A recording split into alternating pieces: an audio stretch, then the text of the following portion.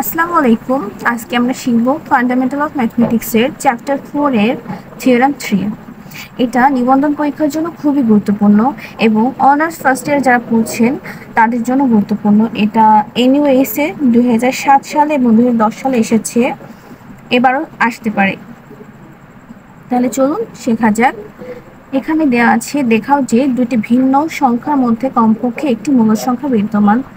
আমরা জানি যে দুইটি ভিন্ন মূল সংখ্যার মধ্যে একের অধিক মূল সংখ্যা বিদ্যমান থাকতে পারে, তবে কমপক্ষে একটি মূল সংখ্যা বিদ্যমান থাকতে হবে।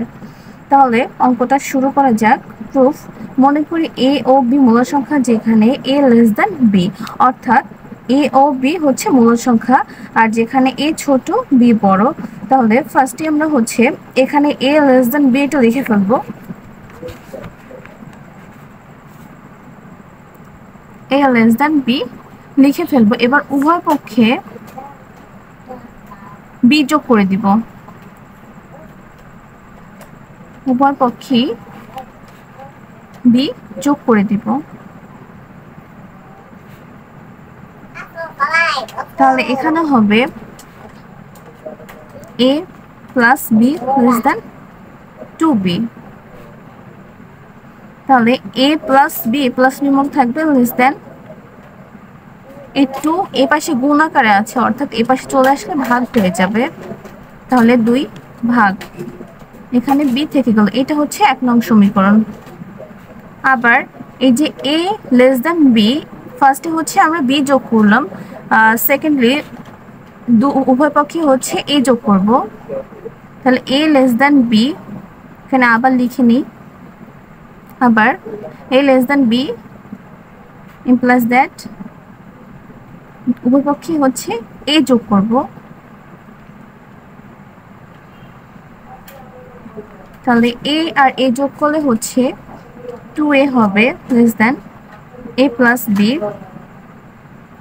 a রাখবো, 2 কে ওই পাশে, যেহেতু গুণ আকারে আছে, ওই পাশে ভাগ হয়ে যাবে।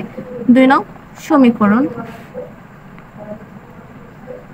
তাহলে আমরা এখান থেকে দেখতে পাচ্ছি যে a less than a plus B by 2, আর এখানে a এর থেকে a প্লাস বি বাই 2 বড়, আবার b এর থেকে a প্লাস বি বাই 2 ছোট।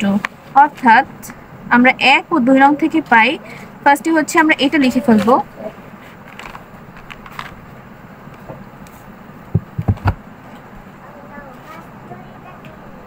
এক ও 2 নং থেকে পাই। ফার্স্টে আমরা এটা লিখে ফেলবো, যেহেতু লেস দেন আগে লিখতে হবে। তাহলে a less than a plus B by 2। এবার দেখুন, এখানে এটাও লেস দেন আছে, এটা গ্রেটার দেন, কিন্তু b এর থেকে ছোট, অর্থাৎ একই সংখ্যা একবারে লিখবো, গ্রেটার লেস দেন b। এটাই আমাদের নির্ণয়, অর্থাৎ a আর b এর মধ্যে কমপক্ষে একটি মূল সংখ্যা a প্লাস বি বাই 2। এবার লিখে ফেলতে পারি, অর্থাৎ দুইটি ভিন্ন মূল সংখ্যার মধ্যে কমপক্ষে একটি মূল সংখ্যা বিদ্যমান। প্রমাণিত। আল্লাহ হাফেজ।